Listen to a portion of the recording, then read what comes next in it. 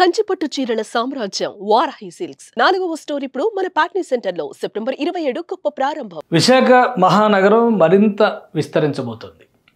ఆంధ్రప్రదేశ్లో అతిపెద్ద నగరంగా ఇప్పటికే ఒక కీర్తి కిరీటాన్ని దక్కించుకున్నటువంటి విశాఖ నగరం రాబోయేటువంటి రోజుల్లో పరిపాలనా సౌలభ్యం అలానే భోగాపురం ఇంటర్నేషనల్ ఎయిర్పోర్ట్ వరకు విస్తరించే దిశగా రాష్ట్ర ప్రభుత్వం కొన్ని సమగ్ర ప్రణాళికల్ని అమల్లోకి తీసుకొచ్చే ప్రయత్నం చేస్తుంది. అందులో భాగంగానే విశాఖలో ఉన్నటువంటి జోన్ల సంఖ్య 10కి చేరబోతోంది. 10 జోన్లుగా గుర్తించాలనేటువంటి నిర్ణయానికి రాష్ట్ర ప్రభుత్వం ఆమోదముద్ర తెలియజేసింది. ఈ నేపథ్యంలోనే స్థానిక అధికార యంత్రాంగం దీనిపైన కసరత్తు మొదలుపెట్టింది. ఇప్పటికే మహావిశాఖ గ్రేటర్ విశాఖ మున్సిపల్ కార్పొరేషన్గా ఒక టూరిస్ట్ డెస్టినేషన్గానే కాకుండా ఆంధ్రప్రదేశ్కి ఫైనాన్షియల్ హబ్గా వ్యవహరిస్తున్నటువంటి నగరం విశాఖపట్నం. దీన్ని ఇప్పుడు రాబోయేటువంటి రోజుల్లో 10 జోన్లకి, ఇప్పుడు 8 జోన్లు ఉన్నాయి, వాటిని 10 జోన్లుగా విస్తరించబోతున్నారు. అలానే ఇక మీదట ఎన్నికల సమయంలో కూడా అంటే municipal corporation greater Visakha municipal కార్పొరేషన్కి సంబంధించి ప్రస్తుతం 98 వార్డులు ఉన్నాయి. ఇవి కూడా 2021లో బహుశా ఎలక్షన్స్ ముందర స్థానిక ఎన్నికలకు ముందర 81 వార్డుల నుంచి 91 వార్డులకు పెంచారు. ఇప్పుడు ఈ నంబర్ 150కి వెళ్ళేటువంటి అవకాశం ఉంది. అతి త్వరలో మళ్ళీ స్థానిక ఎన్నికలకి ఆంధ్రప్రదేశ్ సన్నద్ధం కాబోతుందన్న విషయం అందరికీ తెలిసిందే.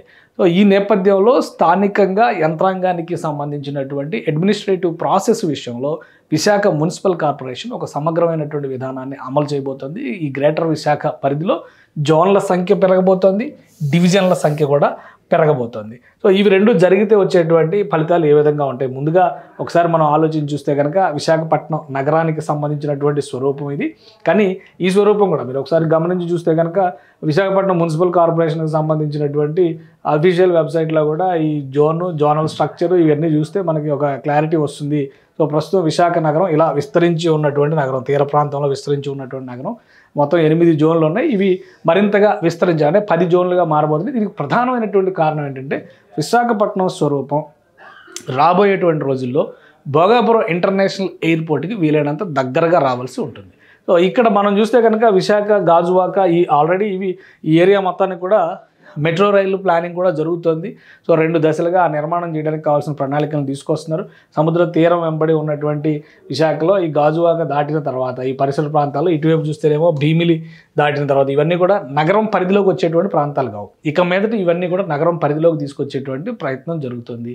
అలానే భోగాపురం అంతర్జాతీయ విమానాశ్రయాన్ని దృష్టిలో పెట్టుకొని చూస్తే కనుక ఈ డిస్టెన్స్ వైజ్గా మనం కొంచెం దగ్గరకి, ఇది ప్రస్తుతం ఉన్నటువంటి international airport Visakha international airport ఇది. కానీ ఇదే ఇంటర్నేషనల్ ఎయిర్పోర్ట్ భోగాపురంకి ఎంత దగ్గరలో ఉంటుంది అనేది చూస్తే కనుక బోర్డర్ పరంగా చూస్తే భోగాపురం ఎయిర్పోర్టు విజయనగరం జిల్లా పరిధిలోకి వచ్చేటువంటి ప్రాంతం. సో ఇది విశాఖపట్నం నుంచి భోగాపురం ఇంటర్నేషనల్ ఎయిర్పోర్ట్కి మనం ప్రస్తుతం చూపిస్తున్నటువంటి డిస్టెన్స్ 65 కిలోమీటర్లు, దాదాపుగా 65-68 కిలోమీటర్, 70 కిలోమీటర్లు లెక్కేసుకొని చూసినా కానీ విశాఖ కోర్ సిటీ ఏరియా నుంచి ఇంత దూరంలో ఉంది. అందుకనే నగర విస్తరణ ఆల్రెడీ గ్రేటర్ విశాఖ ఉన్నటువంటి నేపథ్యంలోనే మౌలిక వసతుల కల్పన కోసం ఈ రెండింటిని దగ్గర చేసేటువంటి ప్రయత్నం చేయబోతోంది ఆంధ్రప్రదేశ్ ప్రభుత్వం. Bhogapuram international airport, Alluri Sitarama Raju international ఎయిర్పోర్ట్కి అతి సమీపంలోకి విశాఖ నగరాన్ని తీసుకెళ్లాలంటే నగర విస్తరణ ఒకటే మార్గం అవుతుంది. అందుకనే క్లియరెన్స్ ఇచ్చేసింది.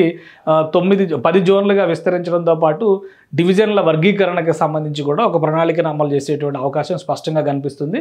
సో నగరం ఇక మీదట ఇటువైపు మరింతగా విస్తరిస్తుంది కాబట్టి ఈ పరిసర ప్రాంతాలన్నింటిలో కూడా భోగాపురం నుంచి విశాఖపట్నం వచ్చేటువంటి మార్గంలో మొత్తంలో కూడా డెవలప్మెంట్, రకరకాల వెంచర్లు, ప్రభుత్వానికి సంబంధించినటువంటి ప్రాజెక్టులు వస్తాయి. వాటికి అనుబంధంగానే ప్రైవేటు సంస్థలు, ప్రైవేటు నిర్మాణాలు, ఇంకా రియాలిటీ రంగానికైతే ఒక ఊపు ఇచ్చేటువంటి వ్యవహారంగా మనం చెప్పొచ్చు. విశాఖపట్నం నుంచి భోగాపురం వరకు వెళ్ళేటువంటి స్ట్రెచ్ మొత్తం కూడా అంతర్జాతీయ స్థాయిలో వచ్చేటువంటి సౌకర్యాలు, వసతులు తీసుకురావాలని చెప్పి ఆంధ్రప్రదేశ్ ప్రభుత్వం భావిస్తుంది. ఇందులో భాగంగానే రిక్రియేషన్ జోన్స్ని, అలాగే హాస్పిటాలిటీకి సంబంధించినటువంటి వ్యవస్థల్ని, వీటన్నిటిని తీసుకురావాలి. ప్రకృతి వైద్యానికి సంబంధించినటువంటి సంస్థలను కూడా ఇక్కడికి ఆహ్వానిస్తుంది. ఎందుకంటే ఇటువైపు అంతా కూడా నేచర్ చాలా బాగుంటుంది అనేటువంటి అభిప్రాయంతో.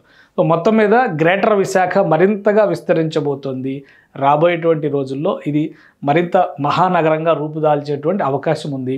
అలానే ఇప్పటికే ఆంధ్రప్రదేశ్ ప్రభుత్వం దీనికి సంబంధించినటువంటి ప్రణాళికల్ని అమలు చేసేటువంటి క్రమంలో విశాఖపట్నానికి సంబంధించి కొన్ని చర్యలు తీసుకుంది. అందులో భాగంగా మనం చూసినప్పుడు విశాఖ నగరాన్ని ఒక semi outer ring road Visakha నగరానికి సంబంధించి అమలు చేయాలనేటువంటి ఒక ఆలోచన ఏపీ ప్రభుత్వం కూడా చేస్తుంది. సో విశాఖ నగరానికి సంబంధించి అమరావతికి ఆల్రెడీ ఔటర్ రింగ్ రోడ్డు ప్రణాళిక చేసింది. కానీ విశాఖ సముద్ర తీరంలో ఉండేటువంటి నగరం కాబట్టి దీనికి ఒక సెమీ ఔటర్ రింగ్ రోడ్ని ఈ తరహాలో ప్లాన్ చేయాలనేటువంటి ఆలోచన చేస్తుంది. ఈ ఆలోచనని రాబోయేటువంటి రోజుల్లో భోగాపురం ఎయిర్పోర్ట్ వరకు ఒక హాఫ్ సర్కిల్ తరహాలో ప్లాన్ చేస్తున్నారు.